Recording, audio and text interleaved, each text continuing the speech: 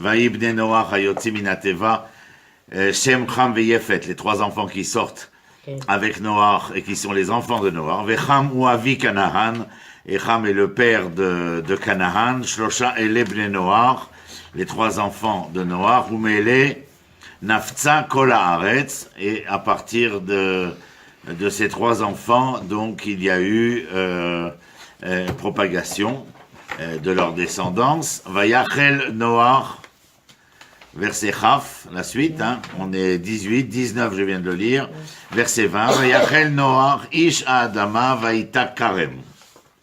C'est-à-dire que, à l'origine, Noach est un agriculteur, et cet agriculteur, étrangement, peut-on dire, ne va pas planter, des blés, ou des arbres fruitiers, mais va planter une vigne. Et le verset Chafalef nous dit Vayesht minayahin, donc le temps ici n'a pas d'importance, bien entendu. Vayachel Noach ish Adama. La première chose qu'il a faite, Vayachel, c'est Atrala. La première chose qu'il a faite, c'est donc de planter cette vigne. Et le fruit de cette vigne, Vayesht minayahin, il but du vin. Va iskar va idgal betor oalo. C'est-à-dire qu'il a bu de cette boisson et que l'ivresse s'est emparée de lui. Et bien sûr, par rapport à cette ivresse, il va se passer quelque chose.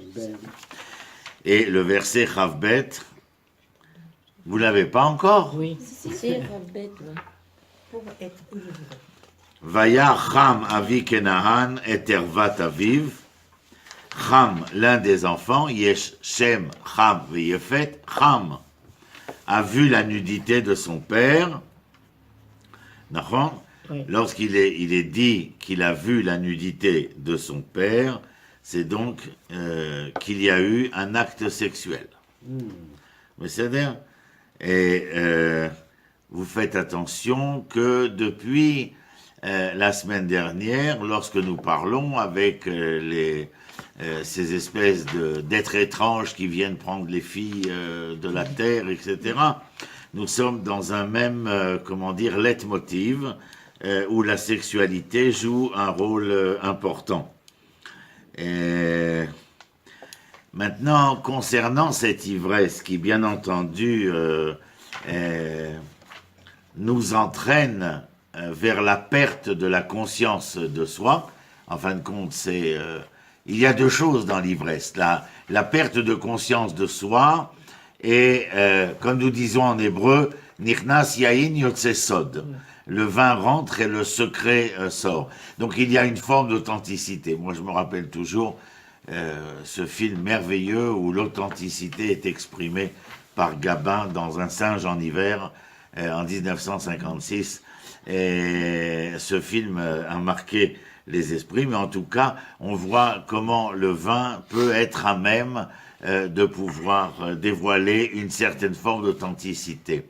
Mais de la même, en philosophie, nous analysons que l'ivresse, bien qu'elle soit, par exemple, dans le banquet de Platon, est une chose qui est à contrario, qui est différentielle de la sagesse.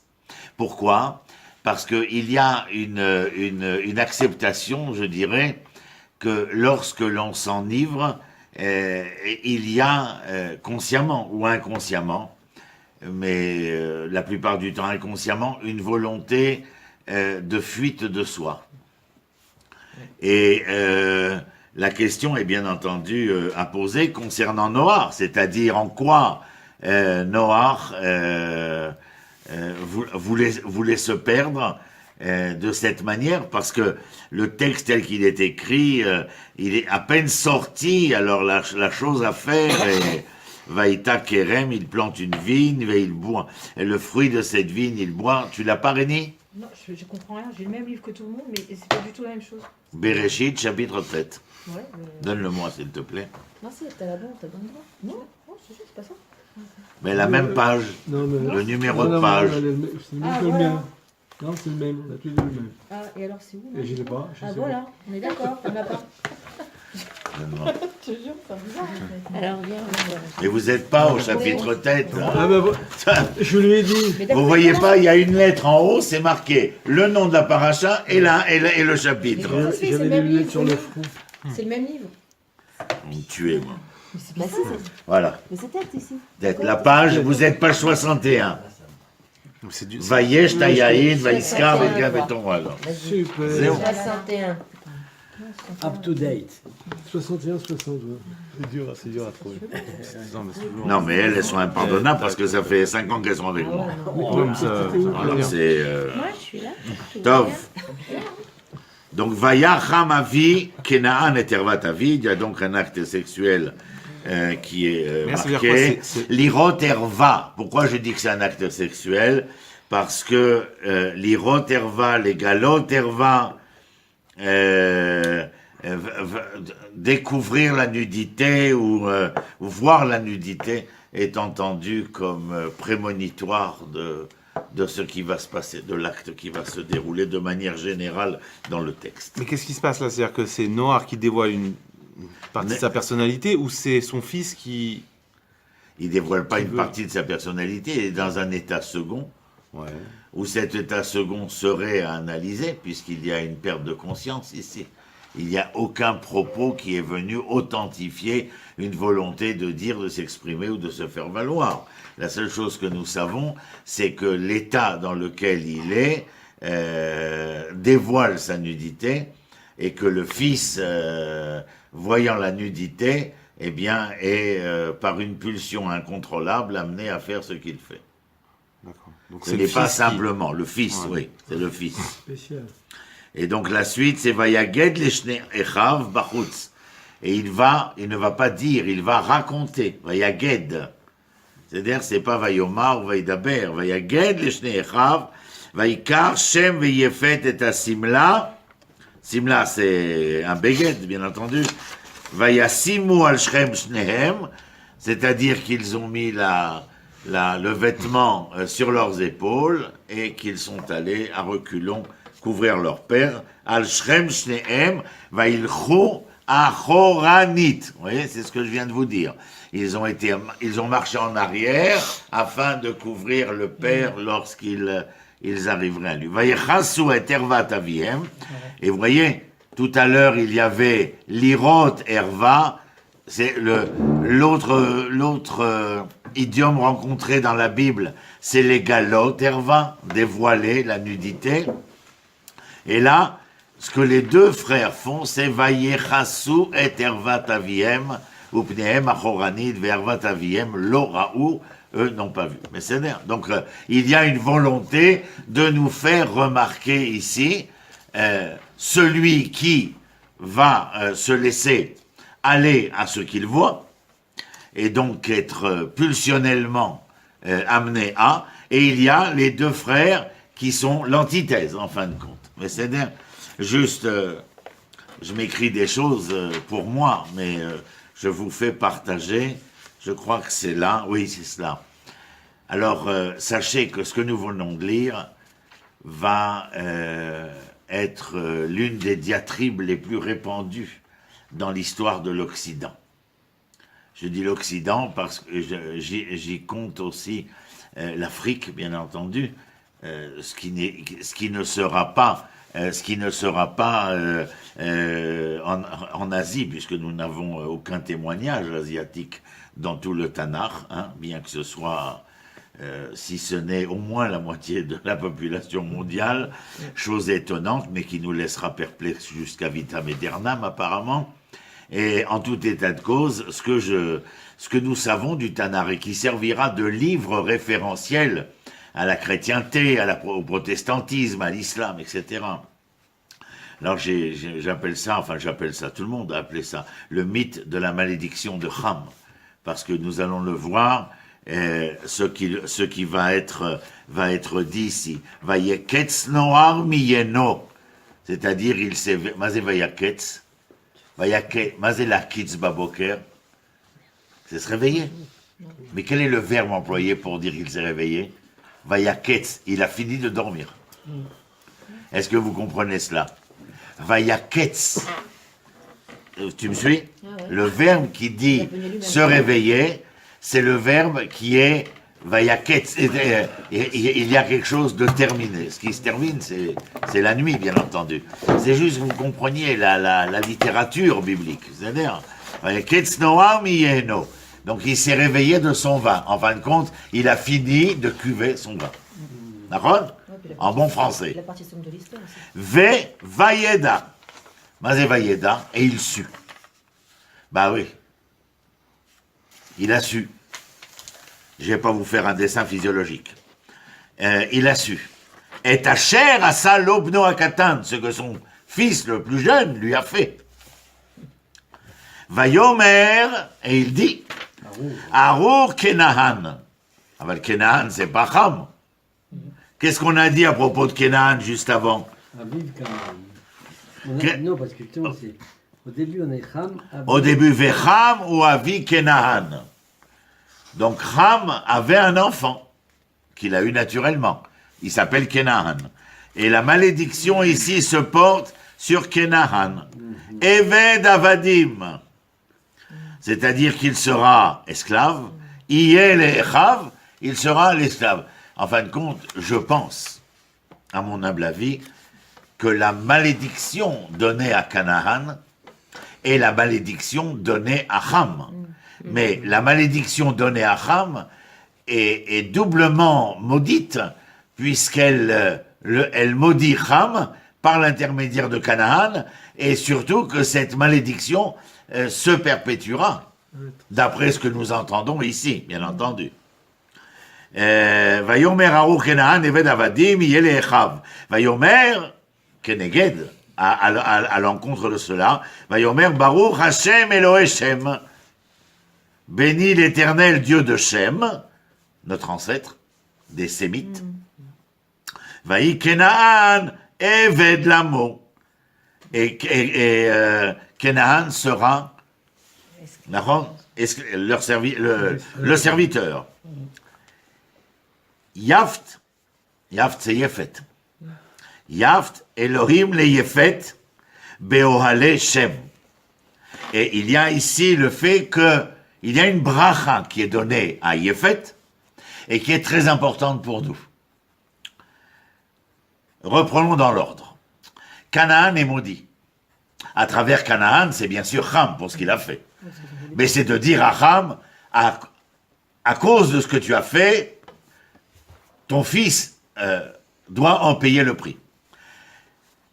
Ce que moi, je me suis écrit, mais que vous pouvez retrouver partout, j'ai rien inventé, bien entendu. Hein. Je suis que l'élève de mes maîtres. Le mythe de la malédiction de Ham, qui est le point de départ de la disgrâce du noir. Puisque Ham sera assimilé à ces hommes de couleur.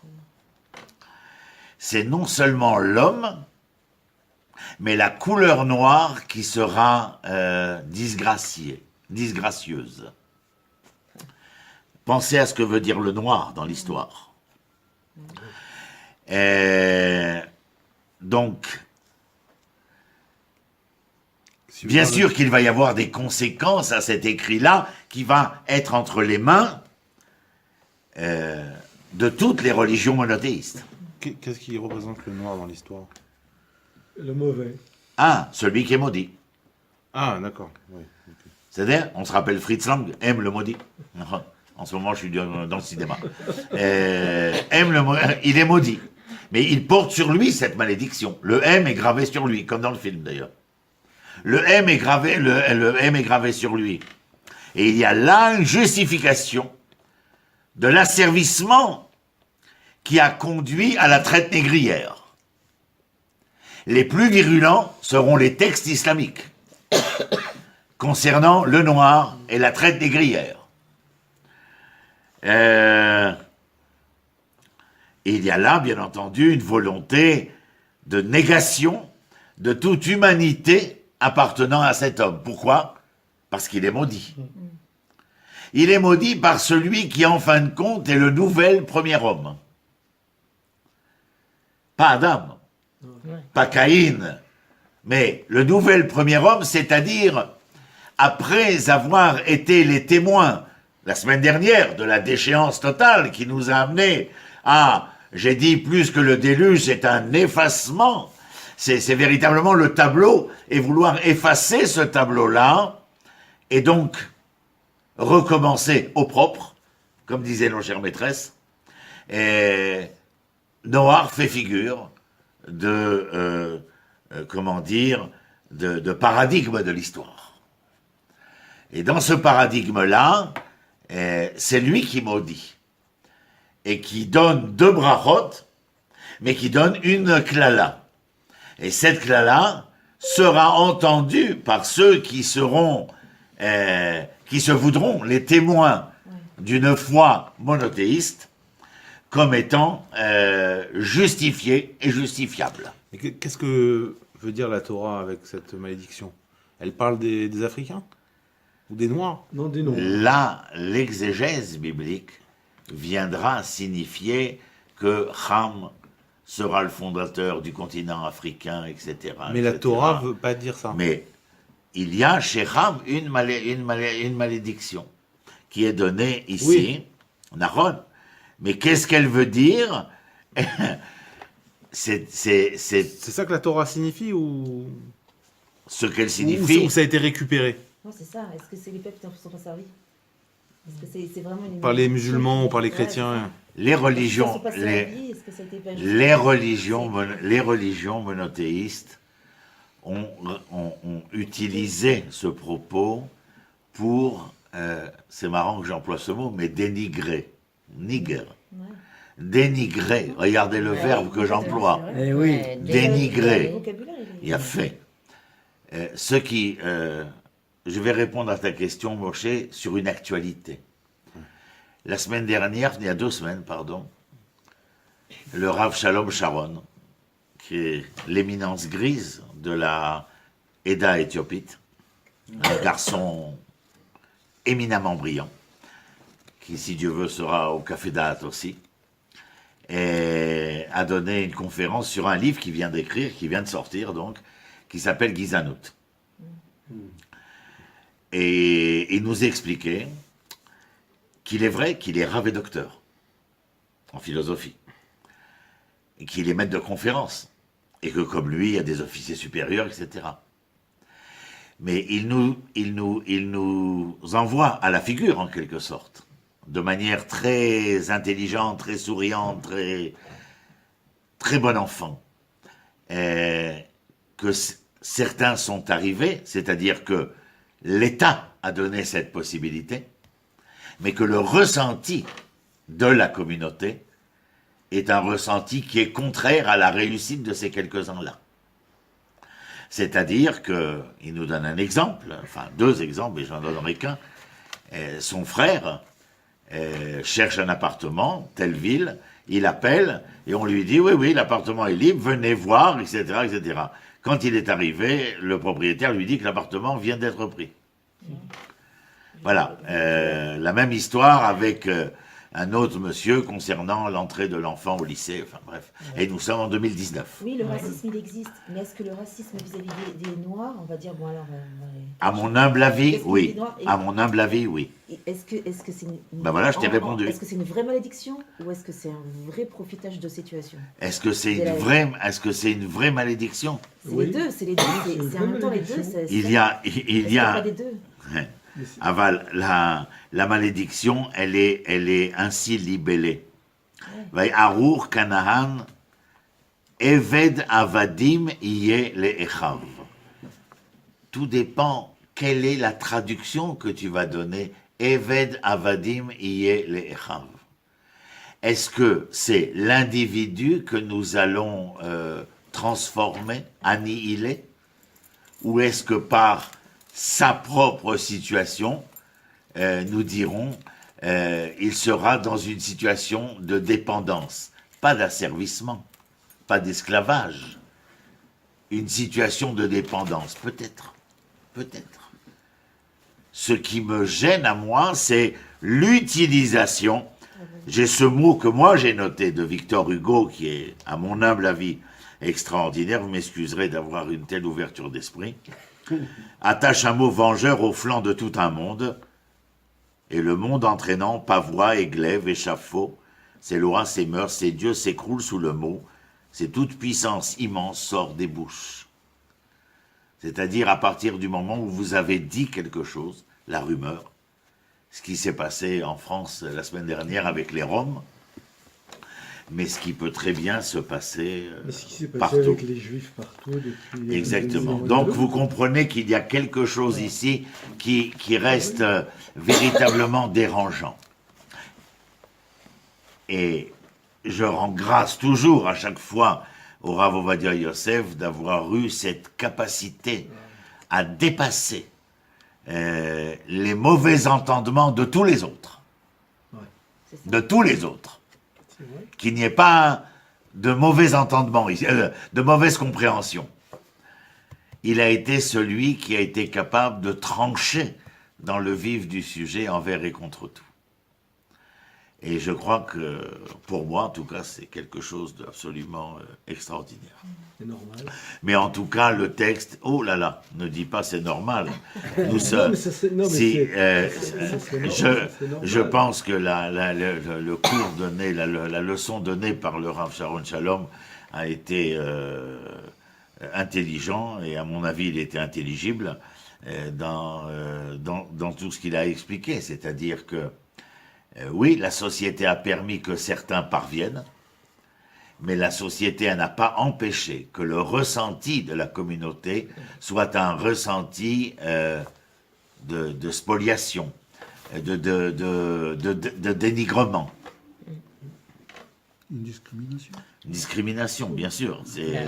Il y a quelque chose là-dedans. Et il répète continuellement, bien que beaucoup ont réussi à parvenir, comme lui, Rav docteur, comme l'autre officier supérieur, etc., etc. Enfin, il est un fait que. Et la deuxième chose, c'est la bracha. Et la bracha, elle concerne Yefet ve Shem. Et la bracha que donne ici, Yefet, c'est l'esthétisme. C'est le beau. Et Shem, c'est le nom. Le nom, c'est l'essence de l'être. C'est donc que nous parlons de l'éthique. Et ce qu'il y a ici, ce que la bracha que donne Noach, il dit, il faudra que Yefet, pour ce qu'il est, réside dans l'attente de Shem. C'est-à-dire, je vous traduis en français, une moralisation de l'esthétique.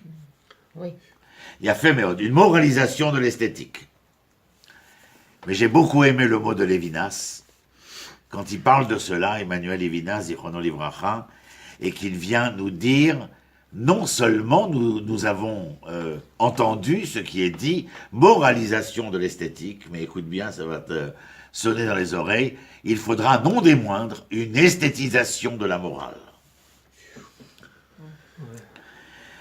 Ce que je veux dire, c'est que quand nous sommes face à la dualité dans l'existence, comme le texte nous interpelle ici, bien entendu, dans cette dualité entre l'éthique et l'esthétique, c'est-à-dire ce que vous pourriez dire Chol ve Kodesh, Gouf ve Nefesh. J'ai donné la dracha pour mon petit-fils, Néhorai, ce Shabbat. J'ai parlé d'un texte que Manitou avait explicité de manière très intelligente comme à son habitude. Pourquoi les Pirkei Avot s'appellent Pirkei Avot, les maximes des pères, alors que ceux qui parlent dedans, ce sont des rabbins, et pas des pères. Les pères, c'est Abraham, Yitzhak et Yaakov. Donc on aurait dû appeler ça Maxime des Rabbanim. D'accord ? Ça s'appelle Maxime des pères, et ce qui est dit à l'intérieur, ce sont des énoncés moraux. Or, l'énoncé moral est à l'origine entre les mains des pères. Alors il dit, est-ce qu'il y aurait une Torah Ta'av et Torah Ta'Rav? Qu'est-ce que la Torah Ta'av? Je vous ai donné des dualités à l'instant. Chol ve Kodesh, Gouf ve Nefesh. Lui, ce qu'il donne, c'est Zera Kodesh, Yerusha Nachala et Masora Kabbalah. Prenons Zera Kodesh, on va prendre tous. Zera, à chaque fois que j'entends le mot Zera, semence, je pense à la physiologie, à la biologie, à l'état physique de quelque chose. Lorsque j'entends Kodesh, j'entends le sacré, le saint. D'accord ? Et donc, dans l'entendement du sapiens lambda, ça comme ça met tout en même temps, entre anthropologie et modernisme, chez le sapiens lambda, si tu es l'ensemenceur, si tu es le corps, tu ne peux pas toucher au sacré. Et si tu es sacré, tu fais vœu de célibat pour ne pas avoir à toucher à la semence. Or, il vient et il dit, dans la physiologie, c'est le père va éduquer, va développer chez l'enfant une confiance, une fidélité à la vérité que le père énonce, parce qu'il est éducateur. Et il dit, s'il est un bon éducateur, qu'il a su éduquer, éveiller cette confiance, cette fidélité, alors l'enfant, tout naturellement, se portera de la biologie, de la physiologie, de la matière, du corps, vers ce qui représente l'esprit des choses. Mais jamais l'enfant ne sera à même, en passant de Torah Ta'aba à Torah Ta'Rav, c'est passer de la matière à l'esprit, passer du rôle au Kodesh. Mais il n'y a pas de séparation dans cette dualité-là. C'est ça qui est grand. Alors vous avez deux écoles. L'école hégélienne, celle de William Hegel, qui parlera de la chose que le lambda connaît aussi, thèse, antithèse, synthèse. C'est-à-dire que à travers ce qui se contrarie, nous allons essayer de trouver un lieu commun.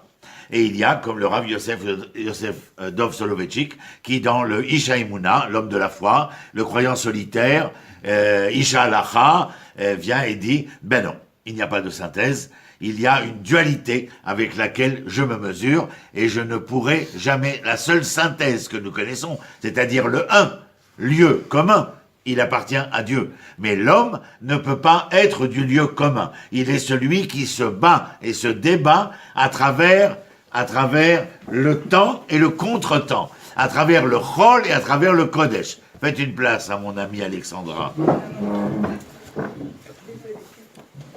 Ça fait rien. Tu m'amèneras tes parents, j'aurai 2 mots à leur dire. Donc, est-ce que vous êtes arrivé à entendre lorsque Noach donne la bracha à Yefet vers Shem, il dit Yefet résidera dans la tente de Shem, c'est-à-dire le beau sera à l'intérieur du nom. Traduction française, l'esthétique aura besoin de l'éthique. Ce que nous appelons moraliser l'esthétique. Ce à quoi Lévinas vient et dit, non seulement il y aura de la moralisation de l'esthétique, mais il faudra esthétiser la morale. C'est-à-dire, ça veut dire quoi esthétiser la morale? Ça dérange, ouais, Excusez-moi. l'assimilation, là, on a... Hein? Non, ça te dérange pas, juste derrière, il y a de l'eau dans le sac, s'il te plaît. La moralisation de l'esthétique, on a bien compris. Ouais.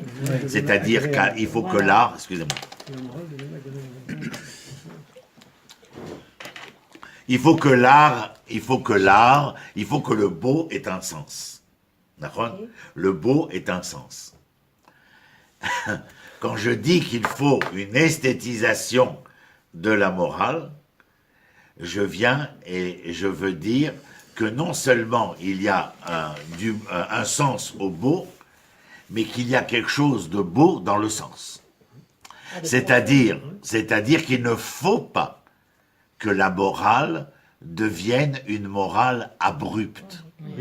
Il faut que la morale, qui est tellement importante, la morale est un idéal. Enfin, dans mon école à moi, la morale est idéale et l'éthique est pratique. Ça, c'est ma loi de philosophie. La morale est idéale, l'éthique est pratique. Maintenant, quand je dis si la morale ne devient pas éthique, ça veut dire que je n'ai pas été capable d'arrondir les angles. C'est l'esthétisation de la morale. pas aller trop loin, faut pas être dans l'assimilation après. Non, mais ça, c'est bien entendu. On ne va pas rentrer à chaque fois dans un débat où automatiquement, si je suis gentil, il ne faut pas que je sois trop gentil. Si je suis idiot, il ne faut pas que je sois trop idiot. Et on a bien compris qu'il fallait avoir un entendement aussi par rapport à tout cela. Je disais à mes étudiants cet après-midi à la Mikhlala, ce que nous faisons ce soir est très important. Notre grand problème dans ce monde aujourd'hui, c'est que le lambda commun se satisfait du superficiel. Mais nos maîtres nous ont appris cette règle-là. Retenez-la, elle n'est pas difficile. Il faut savoir pour pouvoir. Mais lorsque le savoir est, le pouvoir devient. Mais lorsque le pouvoir est, le vouloir devient. Savoir, pouvoir, vouloir. Alors bien sûr, quand tu seras dans le vouloir, ce que je vous avais déjà dit précédemment, c'est que le vouloir doit être en correspondance par rapport à ce que je disais de Manitou tout à l'heure, c'est que le vouloir doit être, en attente de cette écoute du besoin, du vrai besoin, c'est-à-dire celui qui est le régulateur. Vous me suivez ? Ça commence pas par le vouloir, ça commence par Le savoir, pouvoir, vouloir, et le besoin qui vient s'accorder au vouloir. Je veux. Moi, j'avais envie de me marier avec 10 femmes. Est-ce que j'ai besoin de 10 femmes? En vérité, je parle de moi. C'est pas de moi que j'aurais dû dire. Shlomo Ameler. Il a échoué totalement dans la deuxième partie de sa vie. À cause de quoi? De ce régulateur. Mal régulé. S'il n'avait pas voulu de femme du tout, le vouloir n'aurait pas pu être. Il a pris trop de femmes, alors là aussi, le régulateur est faussé. Et donc, le vouloir se perd. Et en fin de compte, la fin de vie de Shlomo, qu'on retrouve à travers son fils Rechavam, c'est qu'il ne peut plus vouloir rien du tout. Puisqu'il va perdre 10 tribus d'Israël, et qu'il va rester avec Binyamin pour l'accompagner, mais Jérusalem, Yerovam ben Nebat, le premier roi d'Israël, dit Jérusalem, Mazé Yerushalayim, Kloum, Shtuyot, lo manien oti. Et il met des barrages sur toutes les routes de Samarie, personne ne va pour Pessah, Shavuot, Sukkot, à Jérusalem. On va faire un mini Mikdash à Bethel. D'accord.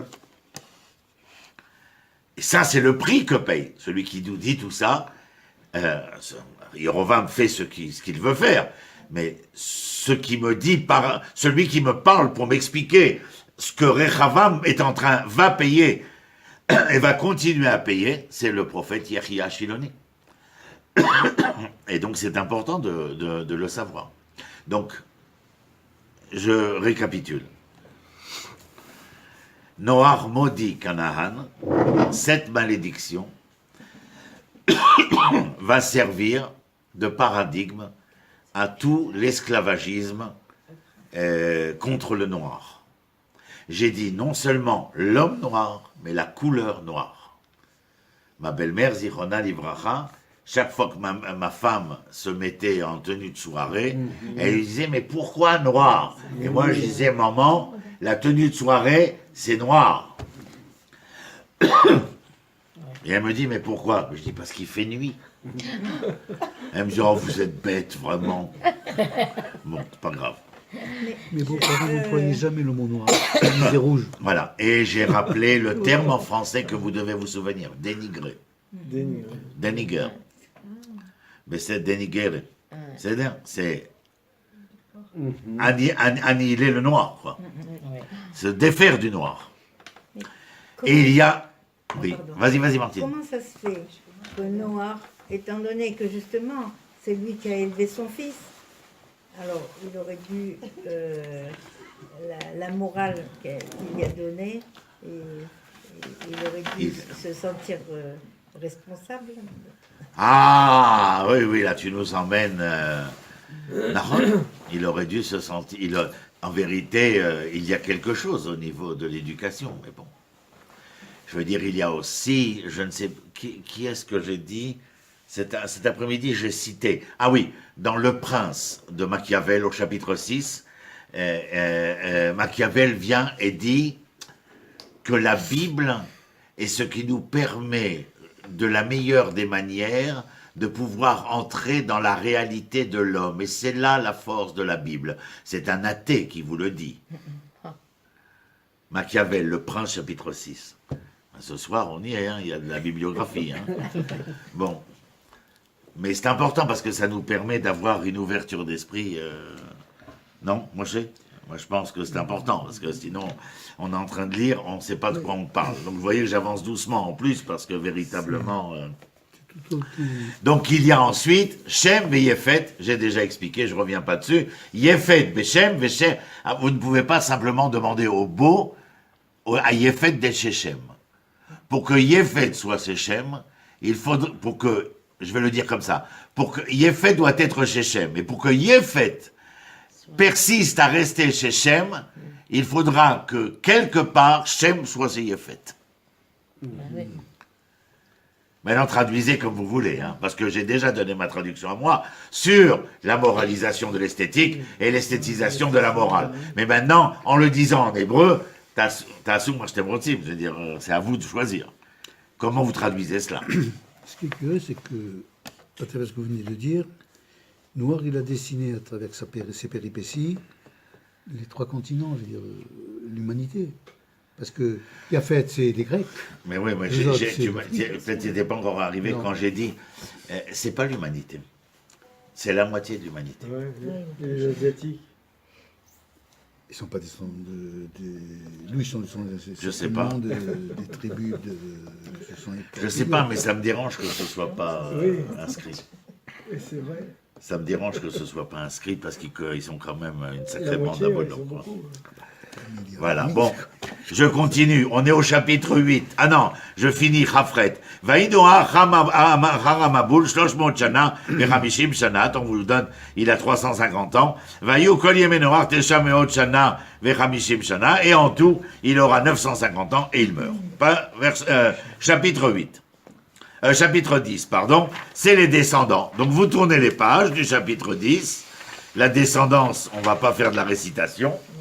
Et vous allez à la fin du chapitre 10, verset Lamedbet 32.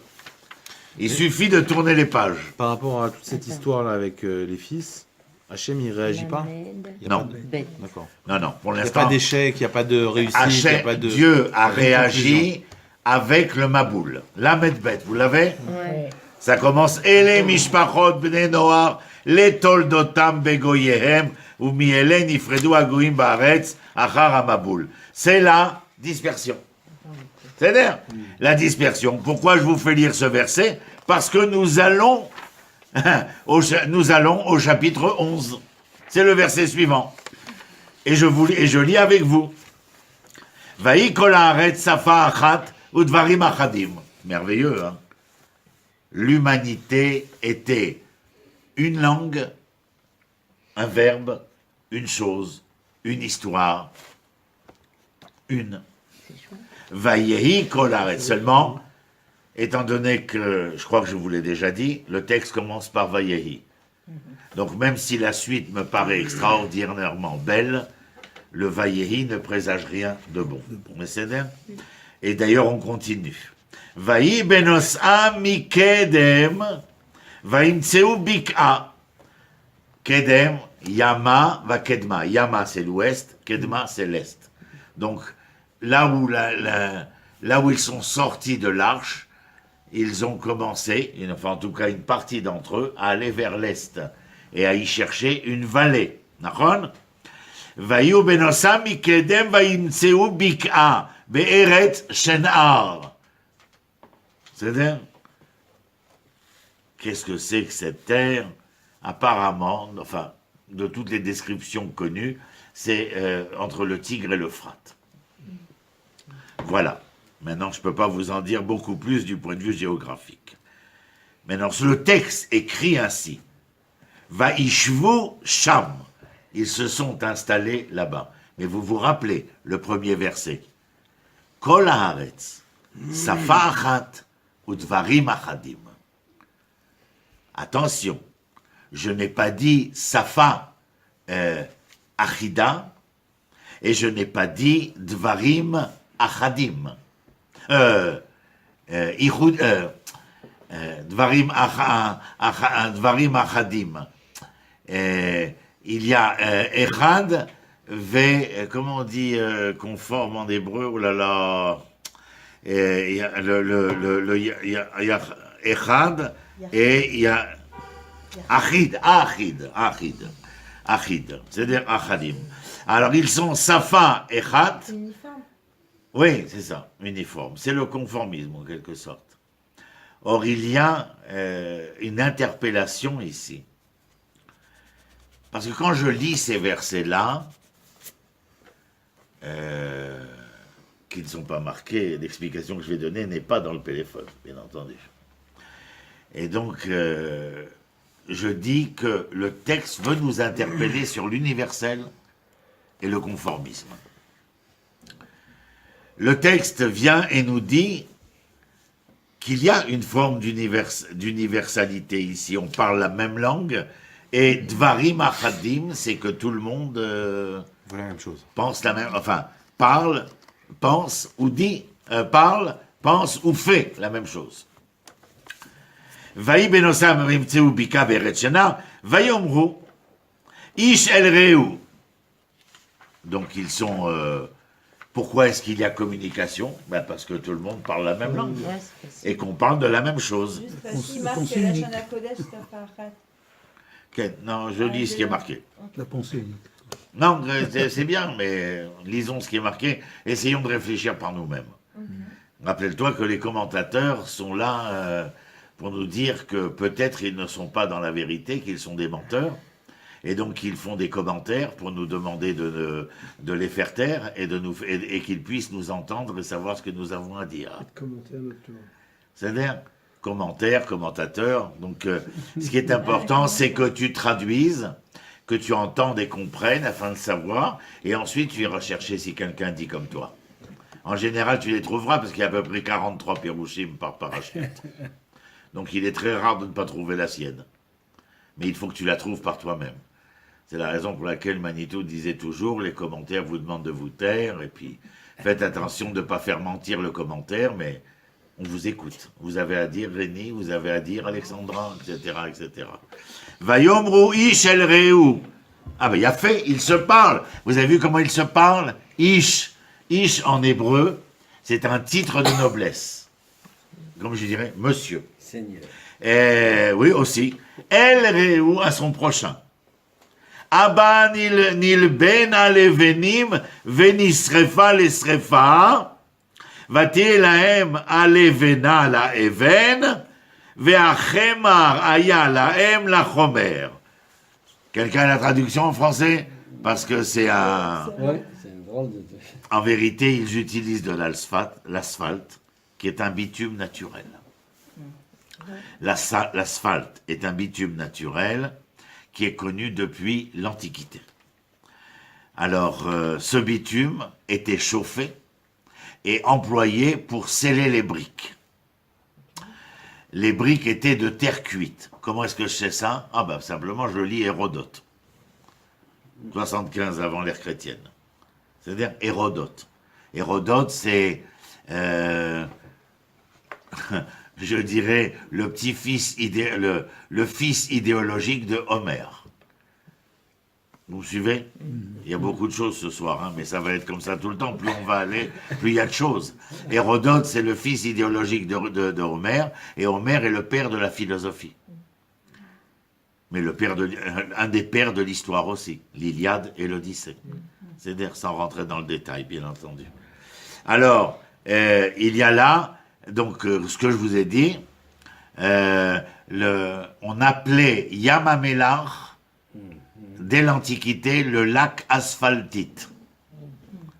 C'est-à-dire, on trouve des sels, des minéraux, comme la potasse, Nahon, mais aussi l'asphalte, ce qu'on appelle le bitume naturel. C'est-à-dire, il y a fait. Bon, vous avez compris ce qu'ils sont en train de faire. Alors maintenant, je vous demande de reprendre le verset dont je vais vous dire un mot. Verset 3. Ils parlent l'un à l'autre. Abba, Nil Bena, Levenim, Venisrefa, etc. C'est-à-dire, toutes les matériaux afin de construire, Nahon. Et au verset Dalet, lisez bien, Vayomru Abba nivne lanu ir u migdal, verosho bashamaim, venaase lanu shem, pen nafot salpene kol haaretz. Je vous pose une question. Où est marqué qu'il voulait se mesurer au ciel? Roche Bachamay. Vous ne lisez pas le texte, madame. Rocho Bassamay. Quel Roche Bachamay? Non, vous ne lisez pas le texte et le verset dans son ensemble.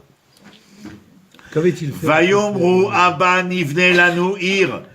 Venons et construisons une ville avec une tour, verosho bashamaim, venaase lanu shem, pen nafot salpene kol haaretz. Penafot. Traduisez tout le verset, vous avez la réponse. Pourquoi Penafot? D'abord, qu'est-ce qu'ils font? Alexandra, construisons une ville. Quand la ville est construite, on construit une tour. Il y a fait. Ensuite, qu'est-ce qui est écrit? Naase lanu shem. Ça veut dire quoi, Naase lanu shem? Ça veut dire que la ville, ici, va devenir une entité. Voilà. Donnons-nous une identité à travers ce que nous avons construit. Et peine à faute salpene kol haaretz, de crainte que nous nous dispersions et nous perdions, pardon. C'est donc que la tour servait à quoi? Rassembler. Au milieu de la ville. À voir. Point de... Merci. Vous avez lu, je relis encore une fois. Vayomru, Abba nivne lanu ir, au Migdal. Verosho bashamaim. C'est-à-dire qu'elle soit haute, d'accord, tout simplement. Venaase lanu shem. Et nous nous donnerons une identité, une entité. Pen nafot salpene kol haaretz, de peur de se disperser partout et de ne pas nous retrouver. Voilà, merci à vous. Donc ça part d'un bon sentiment. Pardon? Donc ça part d'un bon sentiment. Ben oui, j'ai rien dit. Simplement, je suis venu vous dire que le côté apologétique, un peu de, ils vont se lever, combattre contre Dieu, etc. Non, mais la symbolique est forte quand même. La La symbolique. symbolique, oui. Je par- Parce que du fait d'élever une tour, c'est comme si que on veut ériger Bien, quelque chose qui bien. soit au-dessus de la ville. Mais non. Je vais expliquer. Non. Il faut bien avoir le verset en tête. Le verset est explicite, Alexandra. Il est explicite, on construit une ville, on construit une tour, nous avons un nom, et ce nom est significatif de la ville que nous construisons, et la peur qui peut nous ronger, c'est le fait que nous nous dispersions. Et donc il faut que cette tour soit le point de repère entre le Tigre et l'Euphrate, on va dire. Ouais, comme un phare. Comment? Un phare bidiouk, אותו דבר. אבל זאת הכוונה. atteindre le ciel, אני לא רואה. Non. יופי, יפה מאוד. Il y a bien quelque chose de négatif, puisque Hachem, il va... רגע, that's the point. ודאי. אבל attends. Vous partez toujours d'une idée préconçue, préconnue dans l'antécédent qui est votre antérieur, et vous voulez venir l'habiller sur une réalité qui est présentement énoncée. C'est un peu compliqué. Socrate disait, quand j'arrive quelque part, la seule chose que je sache, c'est que je ne sais rien. C'est la seule manière de pouvoir apprendre. La seule manière. Il a fait les téléphones, Toda. Et alors, la suite. Bon, alors, Vayered Hashem lirot et haïr. Eh bien, Dieu est venu voir ce qui se passait. Du curieux. Tiens, les voilà qu'ils sont une seule langue. Ils pensent tous la même chose. Ils se parlent l'un à l'autre. C'est bien. Ils établissent une ville. Ils se mettent un point de repère tellement ils ont peur de se perdre l'un et l'autre. Ça part d'un- Allons voir de quoi est-il question. Alors, comment expliquer? Vayered Hashem. Oui, qu'est-ce que tu dis, Non. Gérard? Je veux dire, Ah ben bon, bien sûr. Vayered Hashem lirot et haïr.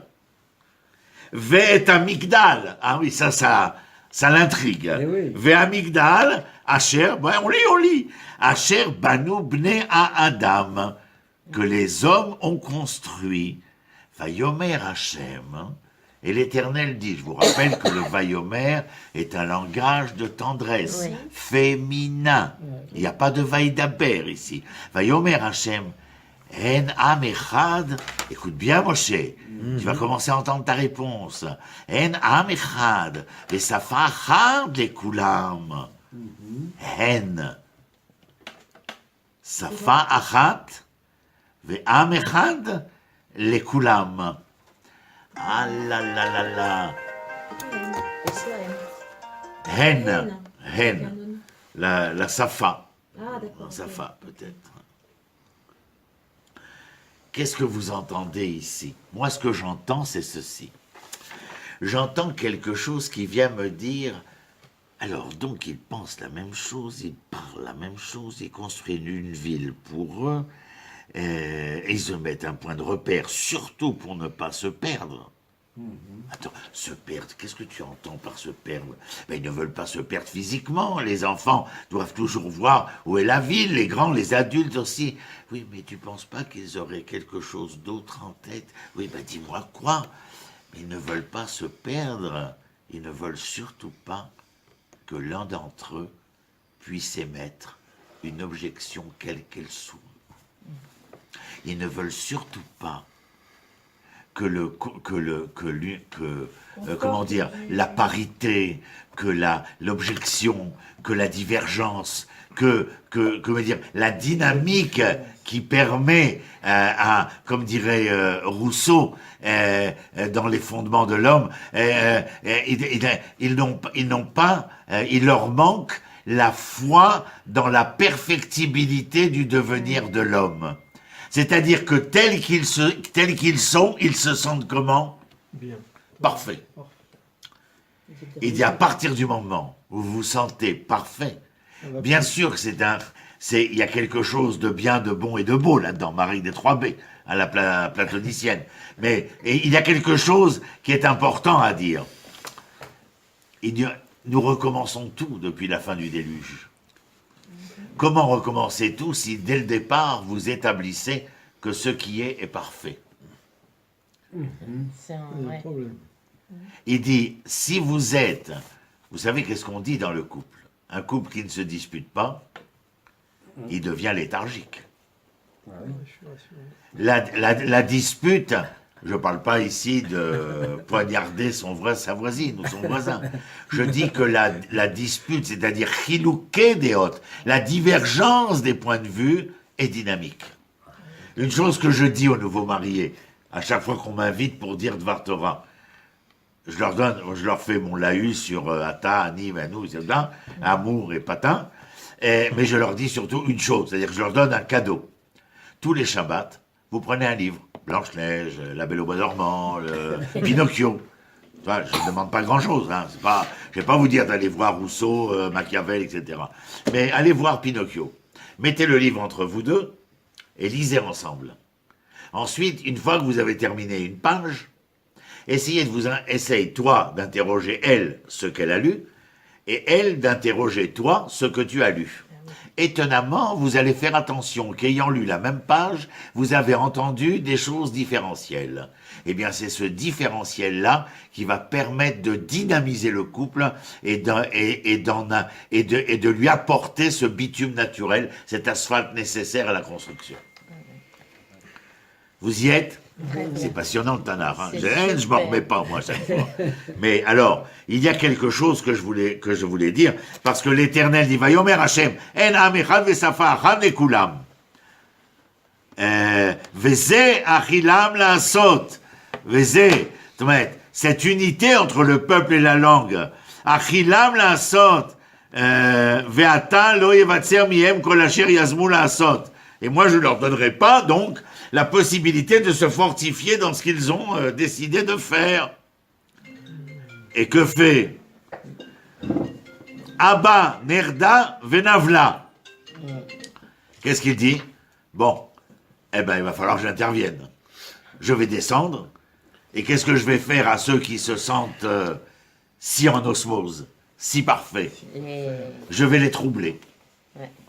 Je vais les troubler. Vous comprenez ce que vous avez lu jusqu'à maintenant? C'est pour leur bien, en fait. Ce que nous avons appris jusqu'à maintenant et ce que nous sommes en train d'apprendre là maintenant. Il faut qu'il y ait cette rencontre entre des personnages, des individus qui acceptent de ne pas se ressembler, qui acceptent d'être différents. Comment est-ce qu'il va les Balbel? D'ailleurs, la ville va prendre le nom de Babel. Et Babel, en grec, ça va donner biblio, babilio, biblio, le livre.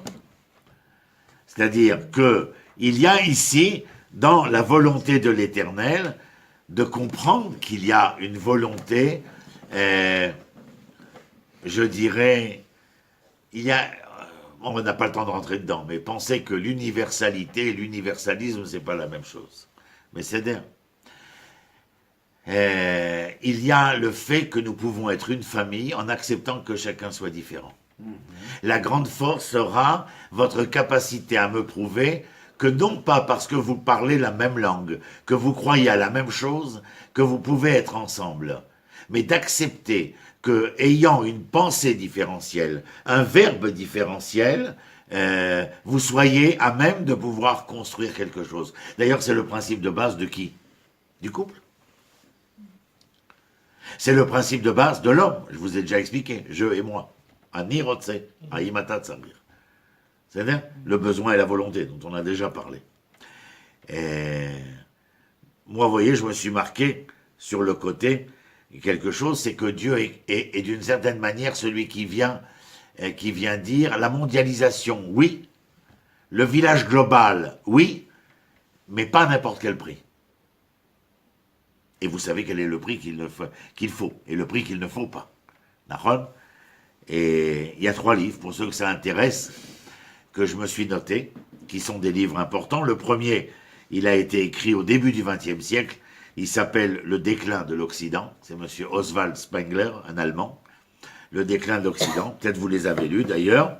Et puis les 2 des années 90 qui vont faire bouillir la marmite intellectuelle dans le monde occidental. Le premier, c'est M. Francis Fukuyama, d'origine japonaise mais qui habite aux États-Unis et qui en 1993 écrit La fin de l'histoire. C'est après la chute du mur de Berlin. La Russie s'effondre et il dit le capitalisme a gagné. Enfin, il fait pas le point, il fait V. Je ne sais pas ce qu'il fait. Francis Fukuyama, il déclare à Harvard que c'est la fin de l'histoire parce que le capital a gagné. Et il y a un monsieur qui est à Berkeley qui va lui répondre. Et ce monsieur, il va être de renom mondial. Il s'appelle Samuel Huntington. Et il va écrire Le choc des civilisations. Il lui dit, au moment où tu dis que la Russie est tombée, les religions vont reprendre du poil de la bête et les civilisations vont s'entrechoquer, mais pas les civilisations étatiques, les civilisations religieuses. Francis Fukuyama, Oswald Spengler et Samuel Huntington. C'est bien, il a fait. Quelle heure est-il? 10 heures. Bon, alors on arrête là, puisqu'on a fait notre heure en commençant en retard. Mais vous voyez qu'il y a beaucoup de Homer à penser, à réfléchir. Rappelez-vous, pour faire un bilan par mot, simplement, rappelez-vous ce que nous avons vu, l'ivresse, que j'ai liée à la fuite.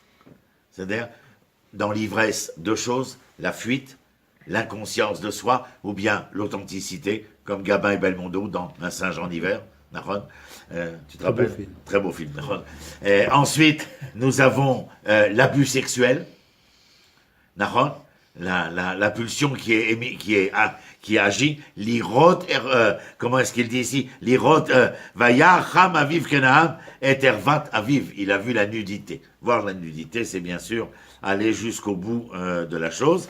Et puis, nous avons vu aussi comment la malédiction de Ham va servir dans les monothéismes de source indubitable de l'esclavagisme, du noir dénigré. C'est-à-dire, ensuite, nous avons vu Yefet Veshem, moralisation de l'esthétique, esthétisation de la morale, et on a vu la deuxième, l'esthétisation de la morale, c'est chez Lévinas, et puis ensuite, eh bien, nous avons vu que le monde auquel nous sommes confrontés est un monde où l'on parle la même langue, où l'on croit la même chose, et ce monde-là, en tout cas la tour, vous le savez maintenant, elle est un point de repère, à la limite, je dirais presque qu'elle s'en contrefou de ce qu'il peut y avoir là-haut. Elle est celle qui s'autosuffit de sa, comment je dirais, de sa non-connaissance de ce que Rousseau expliquera, la perfectibilité du devenir de l'homme. Elle est intimement persuadée que ce qu'elle est, comme elle est parfaite. Dieu vient voir quel est ce parfait, et il dit, cette mondialisation-là, ce n'est pas celle auquel j'aspire. Dans ma mondialisation à moi, les gens parlent différemment, pensent différemment, et ils sont capables de faire un village ensemble. Oui, mais c'est à la base, c'est lui qui a créé une langue unique. Donc il reconnaît qu'il y a une erreur. Oui, mais est-ce qu'on en fait les hommes? Il n'y en a pas qu'une. Non, mais Il n'y en aura pas Les qu'une. hommes, après, ils auraient pu avoir une langue unique. Non, en fait, c'est et pas parler- tellement la langue, c'est la parler, pensée langue unique. différente. C'est la pensée unique. qui Ce qui était- dit notre ami, C'est c'est pas pas la pensée seulement la unique, langue, c'est la C'est pensée. unique. Ouais, c'était- c'est ça, qui- c'est ça. Et nous verrons la semaine prochaine, pour tous ceux qui seront présents, mais je vous y invite, parce que je crois que nous nous enrichissons les uns et les autres. Parce que moi, vous provoquez ma recherche, et bien entendu le fait que je peux vous apporter beaucoup plus que ce que on a l'habitude d'entendre. Et voyez la richesse qu'il y a simplement à travers les 3 ou 4 passages que nous avons vus et qui nous permettent de mieux entendre, en fin de compte, ce à quoi l'Éternel aspire après ce déluge, après que le monde ait échoué. Est-ce que le monde va vers un nouvel échec?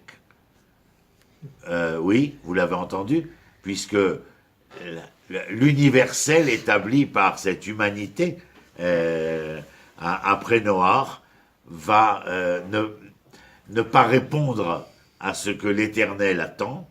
Il l'a très bien dit, on l'a dit aussi, la pensée unique, cette espèce de village global, insupportable, si ce n'est qu'il aurait dû être capable, peut-être, de pouvoir permettre à la pensée de s'exprimer, et à travers la liberté d'expression, si je peux me dire comme ça, se rendre compte que tout le monde ne pense pas pareil, et à travers ce travail de la pensée différentielle, être capable de réaliser ce village. De la semaine prochaine, on verra qu'en fin de compte, ceci va nous amener depuis le Migdal Babel. Bon, c'est pareil, hein, c'est un concept qui est rentré dans la pensée collective des monothéismes religieux, hein, Migdal Babel. En fin de compte, vous savez textuellement ce que Migdal Babel, le Migdal veut dire, avant qu'il devienne Migdal Babel. Il devient Migdal Babel parce que... Alors, Oh, pardon. non, vous ne pouvez pas éteindre les téléphones quand on est en cours. Faites comme si les téléphones étaient morts.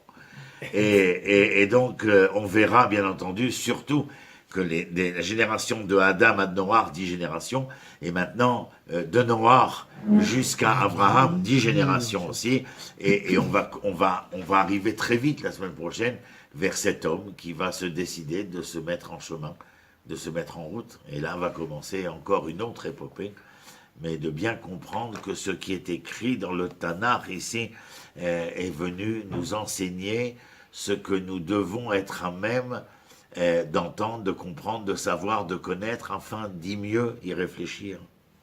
Donc c'est une légende le fait qu'ils aient voulu combattre Dieu. J'ai compris. que C'est une on a- opinion, ce qu'on c'est une disait, opinion, un c'est des une opinion. commentaires. Moi, je viens et je vous dis, mes amis, voilà ce que j'ai appris, certainement comme vous avez appris. Voilà ce qu'au fur et à mesure des ans, et à travers le pshuto shel mikra, la littéralité du texte, voilà ce que j'entends. Et Dieu, vous avez entendu comme moi, quoi. Dieu vient voir, quoi. Il n'y a pas vayomer, il n'y a pas d'animosité, il n'y a pas d'adversité là-dedans. Non, mais Vayomer, quoi. Il n'y a pas de colère.